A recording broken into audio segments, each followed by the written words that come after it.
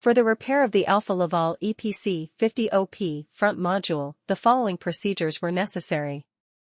Replacement of various electronic components and general cleanup of the unit. For testing, we use 24-volt DC.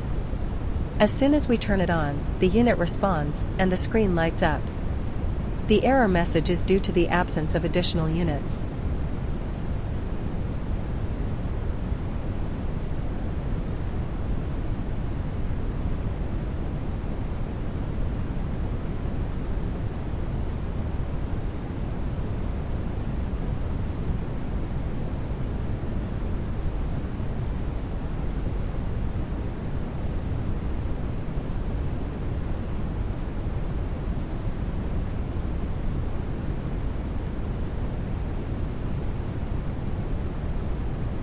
It is now clear that the OP front module is working successfully and is ready to be delivered to the client.